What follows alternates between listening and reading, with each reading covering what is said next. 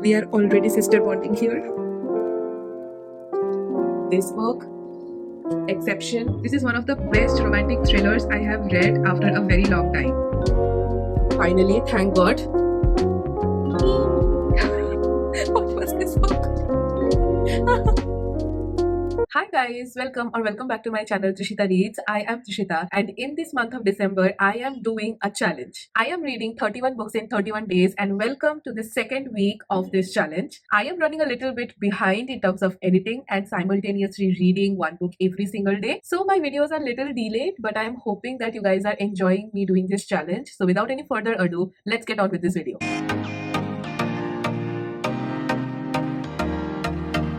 Hi guys, this is the future me. While I was editing the video, I realized that I have made a huge blunder. I have not told you guys anything about the books and have just updated you guys about what I felt after reading the books. I am really sorry for that, and I have a reason why. I have joined a gym. Because of that, my body is just experiencing new things and I am having pains in places that I did not know could have any pain. In the mornings, I go to the gym, I come back, and then I directly start reading the book because I have to finish one book every day. After that, I directly join my work. I am trying to upgrade myself in a better and new lifestyle, and I hope that you guys understand and forgive me this time. So I will be telling you guys about the stories of the books in this attire as the future editor. So let's get on with it.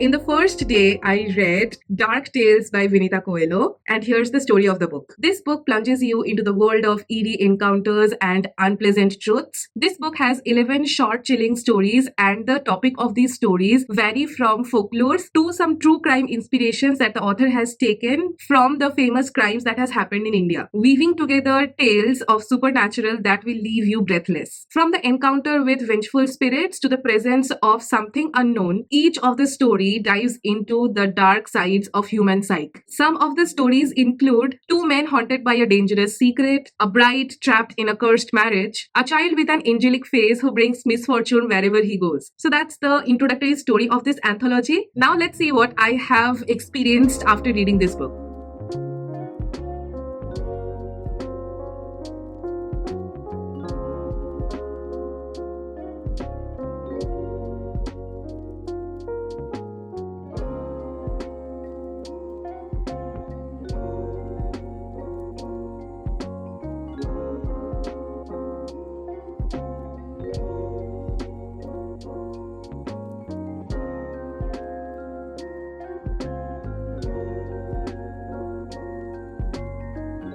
Hi guys, welcome to the evening update. I took some time to marinate everything that was going in my mind because I already finished reading Dark Tales by Vinita Coelho. This is a very thin book and it has 11 chilling stories, and I expected this book to be only horror, but the emotional wreckage this book has done on me is something that has obviously marked my heart. I am giving this book 4 stars, and I am so happy to read an Indian author after quite a long time. This book is not very scary, but some stories in this book were quite chilling, and those stories made me feel that this book is definitely not for the faint-hearted people. This book not only explores some Indian folklores, but also this book explores some real-life incidents that has happened, and the author has beautifully transformed those true-life incidents to horror stories, and I really loved reading them. The stories that were inspired from the true incidents really stirred something in my heart, and I was on the verge of crying when I was reading a particular story. Each story in this book is a journey to the unknown, exploring the themes of guilt, revenge, and the enduring power of the past. Not all stories in this book will scare you. All of the stories are quite diverse, and that will make you stay glued to the book throughout. Even though the book is quite thin, the author was able to grab my attention from the very beginning, and it is very hard to write short stories that will keep the readers engaged. So this book is definitely a work of good writing, and I will definitely recommend this book to you guys. If you are looking for a book to read in the afternoon on your weekends and have a chilling plus thrilling moment with it, then definitely you can check this book out. Now that I am done with my reading for today, I'll go and catch up with some editing work because I have been lagging behind a lot. This week definitely has started on a good start, and I sincerely hope that the week goes on like this. I'll see you guys tomorrow with a new book. Till then, stay tuned. Bye.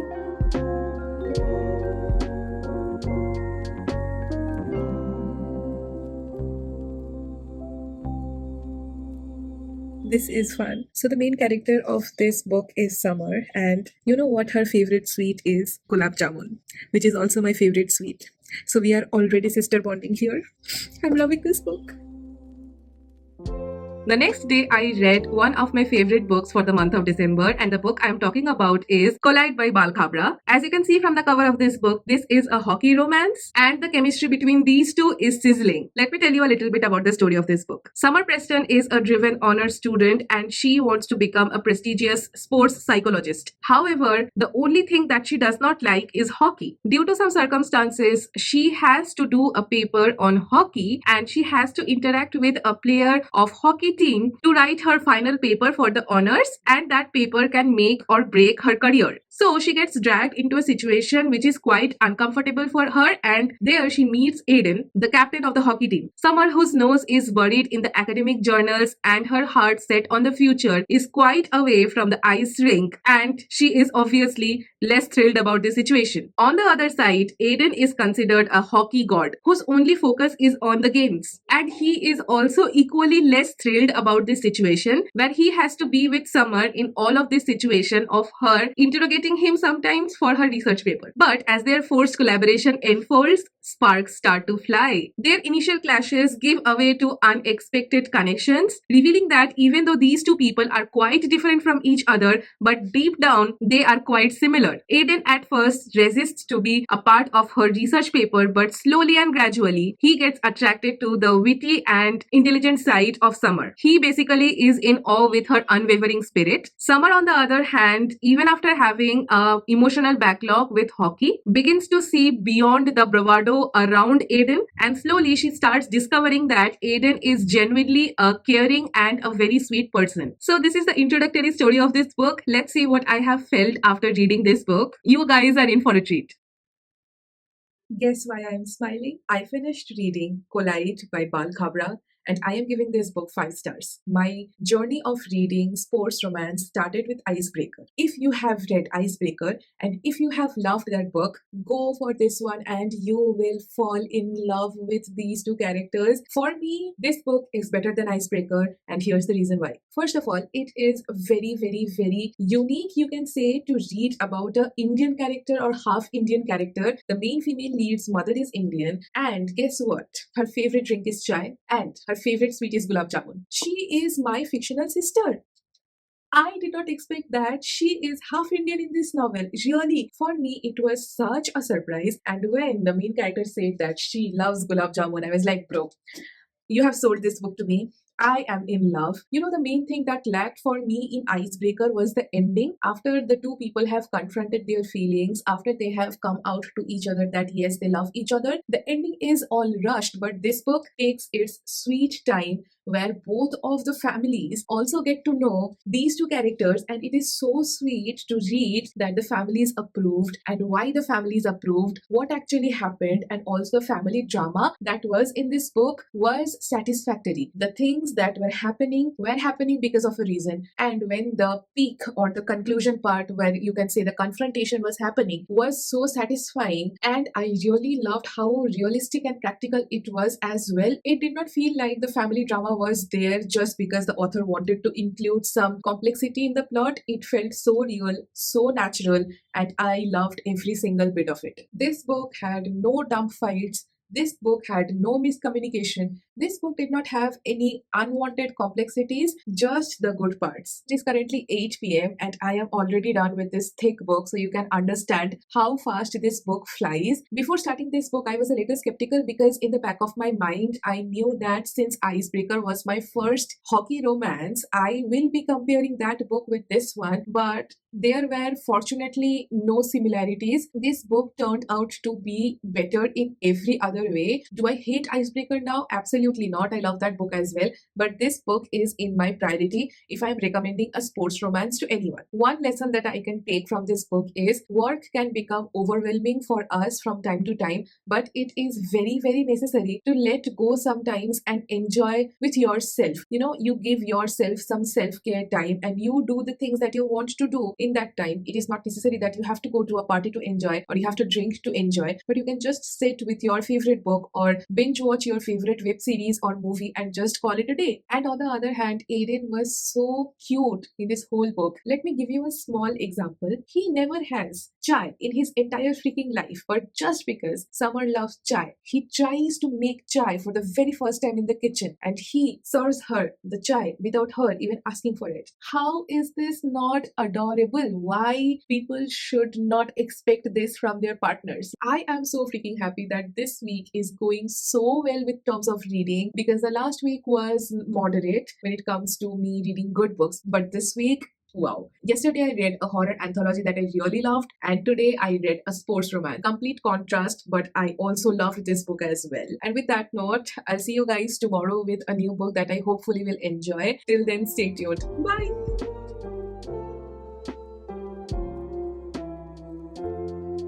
Next up, I read When in Rome by Sarah Adams, and oh my god, this book has surprised me to a different level. Let me tell you a little bit about this book. Ray Rose, the princess of pop, has it all: fame, money, and a plethora of fans who adore her. But behind all of this dazzling world, she is kind of broken, burnt out from years of manufactured smiles and schedule that is so jam-packed that she can hardly breathe. Ray really longs for an escape. Inspired by Audrey Hepburn's iconic role in Roman Holiday, she embarks on a secret road trip to find solace, and nobody close to her knows where she is going. And she ends up in Rome, Kentucky, because Rome in Italy is quite far and she cannot afford that time. Her escape, however, takes an unexpected turn when her car suddenly breaks down in front of Noah Walker's house. You can already guess. This is Noah. Noah is grumpy but a kind-hearted pie baker, and he owns a family bakery in the small town of Rome, Kentucky. Initially, he is reluctant to help Ray, and Ray also, on the other hand, is reluctant to take help from him because she, being a very famous pop artist, knows that people might take advantage of the situation. But as Noah gets to know the real Amelia,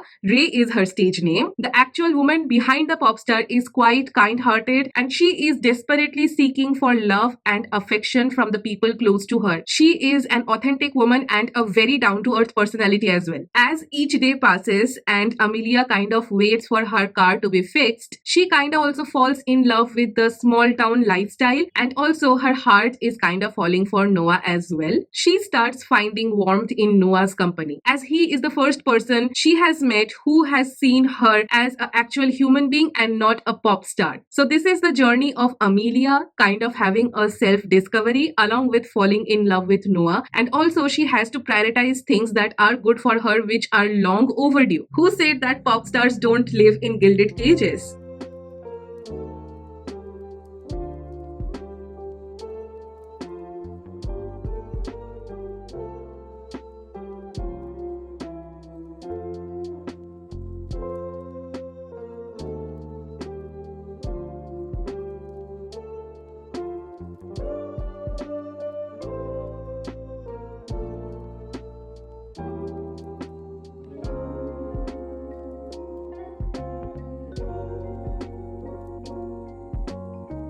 Hi guys, it is close to 12 a.m., that is midnight, and finally I have finished reading When in Rome by Sarah Adams, and finally I can say that Sarah Adams has delivered. I have given this book 4 stars. Talk about a trope that I really love in romance novels after I read One Happy Summer is a famous girl falls in love with an ordinary guy, and the same thing has happened in this book. I have a very confusing relationship relationship with Sarah Adams' writing. And before starting this book, I was very skeptical about whether I will like this book. But this book came as a surprise, you all. I never, ever expected this book to hit the spot, but this one did. I really loved reading this book. This book is a sweet, heartwarming, and thoroughly entertaining rom-com that I will highly recommend to you guys. I never thought that I will say that I loved Sarah Adams' writing, but this book, exception, and I really love it. Noah Walker is a grumpy personality, and even though he is grumpy, he is such a caring person. And on the other hand, Amelia is a sunshine, or you can say that it has become her ingrained personality to be polite to other people, and that's how she comes across as a sunshine. And I really loved how she was kind of struggling with her social life and her personal life, and how her work and her social image became a bit overwhelming for her, and because of that she took a break, and it was the best decision of her life. These two characters go through so much in the book. The way Noah takes care of Amelia when she is sick, the battles they have was a delight to read. Plus, I loved reading about the vulnerable sides of these characters. They were emotionally vulnerable. Both of them, especially Noah, was in denial of falling in love with Amelia for the longest time ever, and I really loved that tension. This book has become one of the top reads I have read so far, after Collide, obviously. I really loved how these two characters formed trust and how they developed feelings for each other. You know, this is one of those examples of how two characters gradually fall in love with each other, and we as readers are with them in their journey. It is not like that we are told that these characters have fallen in love with each other. We go in a journey with them. Also, the side characters were so witty and fun at the same time. I really loved Mabel in this book. That woman is something else. If you love a book that has grumpy sunshine trope or a small town romance, then definitely you can go and check this book out. I highly recommend this book. Now, I'm very tired, and it is almost time for me to go to sleep. I'll see you guys tomorrow with a new book. Till then, stay tuned. Bye. Good morning, guys. Welcome to another day of the reading vlog, and today is quite cold. I am wearing a sweater, a pullover, and I have covered my ears as well. I am finally very happy that Kolkata is becoming a little chill. It is a very comfy weather here, and today I have decided that I will be reading a book on my Kindle. But the main problem is I don't feel like reading Body in the Woods that I had decided beforehand. I am gravitating towards the Mind F series that I have heard a lot about, and my friends are also raving about it, that yes, I should go and read it. So I got my hands on the first book in the Mind F series, which is available for free on Kindle Unlimited. The book's name is The Risk, and here it is. So I am thinking that I will be reading this book, and I'll skip reading Body in the Woods. Hopefully in the future I'll go and read it. But for now, my mind is telling me to read the first book in the Mind F series, so I'm definitely going to do that. I have started reading The Risk in the morning, and currently I am at chapter 5.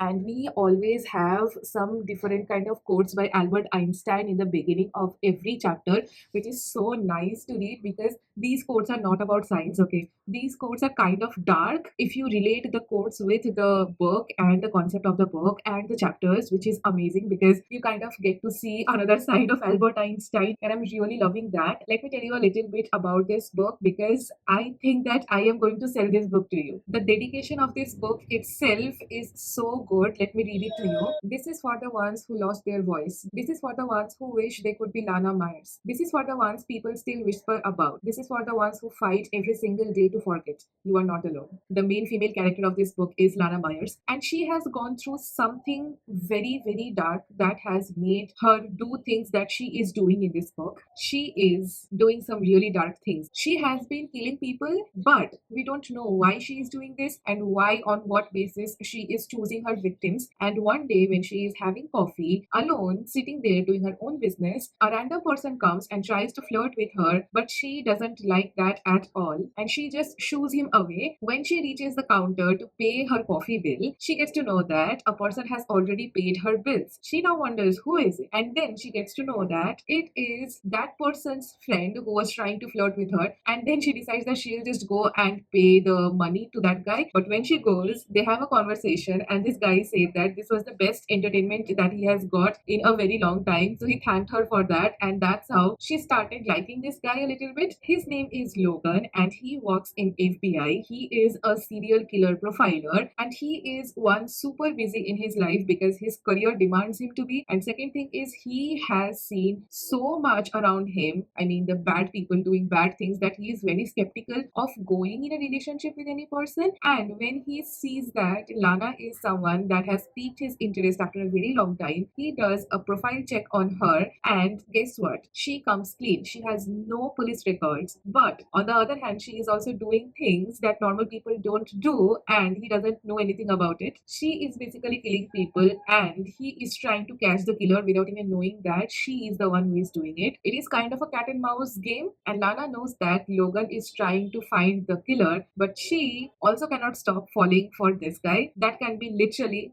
the death of her. Oh my god, the concept of this book is so interesting. And let me tell you, the gory parts are not that over the top that you will feel uncomfortable. And I still have not encountered the smart part yet. This book is considered a dark romance, so I'll let you guys know whether you should be concerned or you should check the trigger warnings before reading this book. Let me go and finish this book. I'll see you guys in the evening with the update. Bye.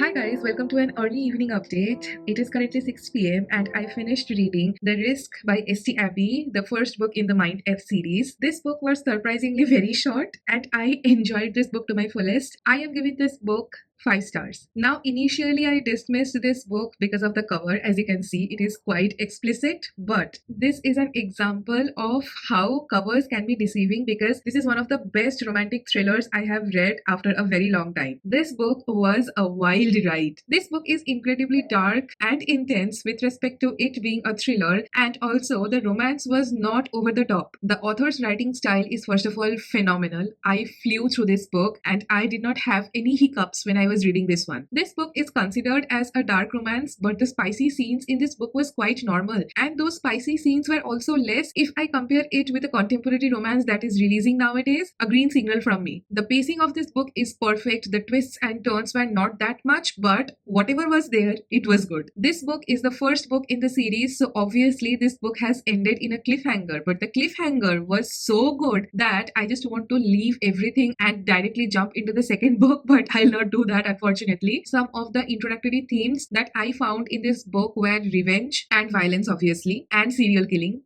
which might not be for everyone, but if you are into those things, you are in for a treat. The author does not go overboard with these topics, and the way she has handled these topics is so beautiful. Personally, nothing in this book made me uncomfortable, which I was not expecting, to be very honest, and it absolutely came as a surprise and I loved it. I went to Goodreads after finishing this book and I got to know that the author has unfortunately passed away. She will be definitely missed and remembered because of her work. If you are looking for a thriller that has serial killers and violence in it, and if you want to be at the edge of your seat throughout this whole book and have this sudden urge to start the next book in the series after finishing the first book, then definitely this book is for you. I think that you should definitely go and read this book like ASAP. I am super happy today because I finished reading a very beautiful book, and that too super fast. I will rest my eyes a little bit and I'll see you guys tomorrow with a new book. Till then, stay tuned. Bye.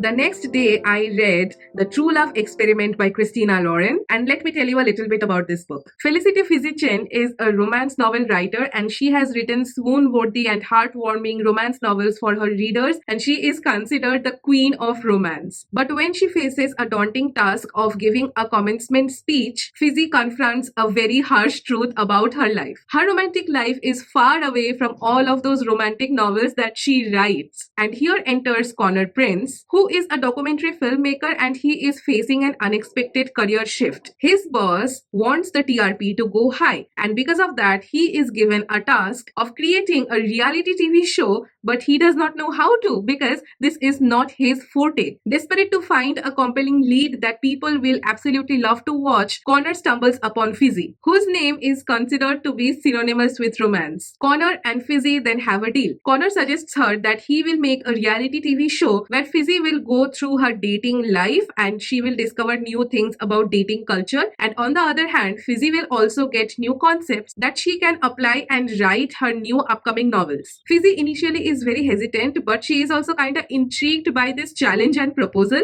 So she agrees to work with Connor, and as the camera starts rolling, sparks start flying between Connor and Fizzy. And they come in a juxtaposition where they have to confront their feelings for each other, and that might be the most captivating love story of their lives. So this book explores a fine line between reality and fiction, where unexpected love might blossom in unexpected circumstances. Hi guys, welcome to a night update. It is close to 9 p.m. and I have finished reading The True Love Experiment by Christina Lauren. Even though this book was a fun and entertaining read, I do have mixed feelings about this one. I have given this book 2.5 stars. The biggest issue for me in this book was the main character Fizzy. There is a fine line between a person asking for physical intimacy and there is Fizzy who is kind of desperate, and it is somehow creepy sometimes because she is basically craving for intimacy, and it is so evident that I was creeping out in the middle of the chapters and I was like, bro, why are you doing this? This is not normal behavior. I definitely feel that she has crossed the lines multiple times, and I cannot even imagine being surrounded by a person like her in real life. Like, that would have been very creepy. Her standards for love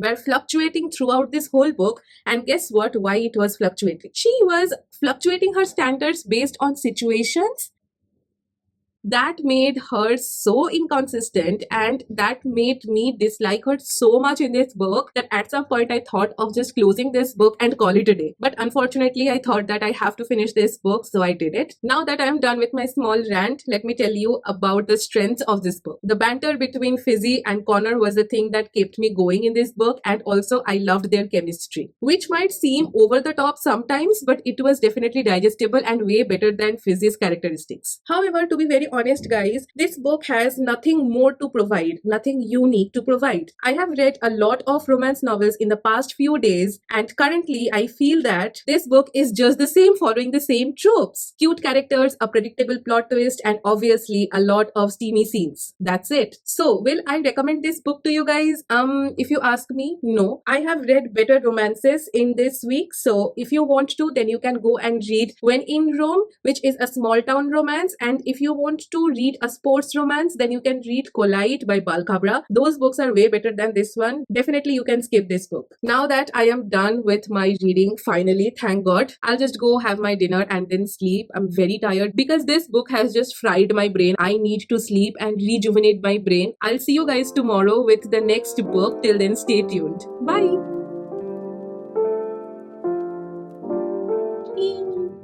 It is quite cold according to Kolkata standards, and I obviously have got a cold. I have nasal blockage, and that is the reason why my voice might seem a little changed, so bear with that. Okay, this is the second last book that I read in the second week of December, and the book I'm talking about is Archer's Voice by Mia Sheridan. This is also a small town romance where Bree Prescott comes into the sleeping town of Pillion, Maine. She is seeking for solace after a devastating tragedy, and she basically wants a break from all of the people and her past life. She yearns for a fresh start, a place where she can rediscover herself and heal. However, when she arrives into the town, the first encounter she has is with Archer. He is a solitary man who does not care about others in the small town. There is an air of mystery around him, and she gets quite intrigued by that. Archer is a man of few words who unfortunately cannot speak and has gone through a lot in his life. He constantly lives in a silent agony that isolates him from the entire world. The town people are accustomed with his living style, and that is the reason why he gets ignored quite a lot of times, and that has become kind of normal for all of the people of the town. Since Bree is new to the town, her seeing that Archer is ignored by others and how Archer lives his lifestyle kind of intrigues her, and she gets entangled into the life of Archer even without Archer wanting her to be. And gradually Archer also starts liking the fact that there is someone with whom Archer can finally talk. So this is the journey of Bree and Archer finally confronting their past and talking about it and healing in the process. This is the story of self-discovery, and this is the story of two people falling in love.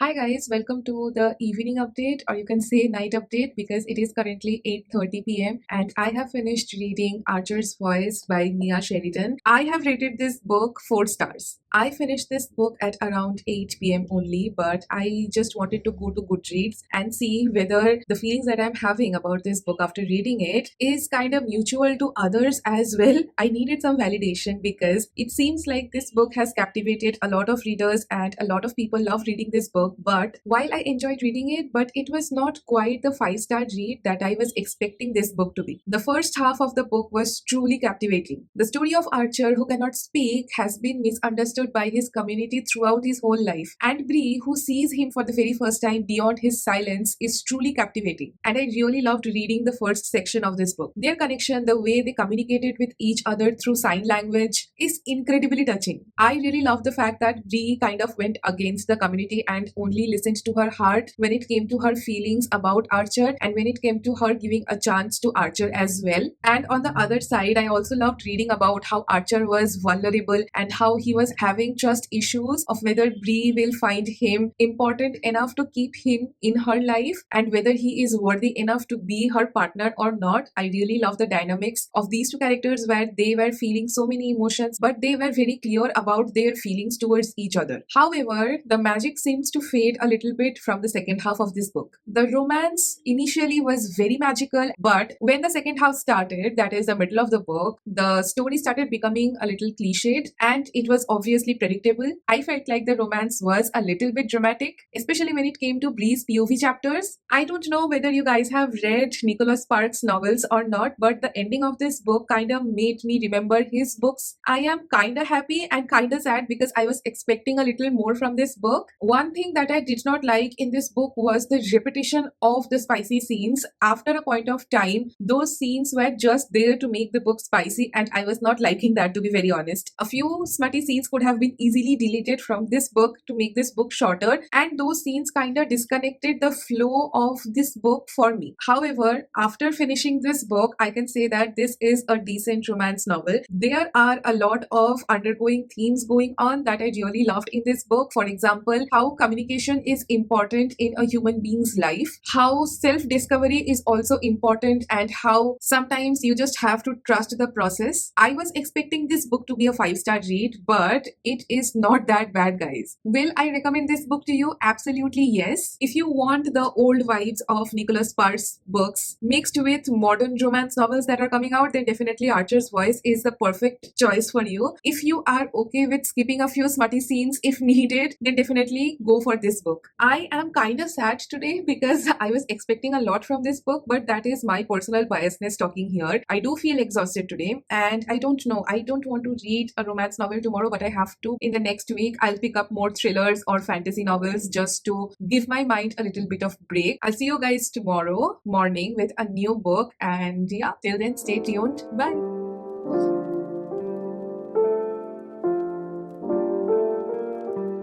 And on the final day, I read Not in Love by Ali Hazelwood. Let me give you glimpses of the story of this book. Rue Siebert has built a successful life in her own terms. She is a brilliant biotech engineer, and because of that, she has climbed the ladder in Klein, which is a cutting-edge food science company. And she is at the career position that she has always dreamed of. Her world is stable. She has strong friendships and people she can rely on, and her future, even though uncertain, is very promising. But this stability comes in question when Ellie Kilgore and his team takes a hostile bid over her company client. Ellie, on the other hand, is also very work-driven and he has an unwavering determination. For Rue, he is nothing more than an unexpected and unwelcome complication. However, she also cannot deny the irresistible attraction that she is kind of feeling for him, and that is not good for her career. This is the story of Rue and Ellie, and the stakes are quite high in this one. This is a forbidden romance where Rue is in a position where she has to either choose love or her career. Hi guys, finally I got an invitation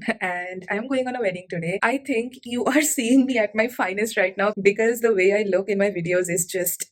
But I am feeling very beautiful today, and yeah, that's all I had to update. I will come back and then I will start reading the book again, but I don't know how much I can finish reading. I don't know how much time it will take for me to go there, enjoy and come back. So I'll keep you guys updated. Till then, stay tuned. I'll see you guys late at night. Bye. Hello. It is a little bit over midnight. It is currently 12:30 a.m. and I have finished reading Not in Love by Ali Hazelwood. I came back from the wedding at around 11 p.m. and I was very very tired. I still am very tired, but I pushed myself. I only had around 100 pages to finish and I did it. But am I feeling good? Absolutely not.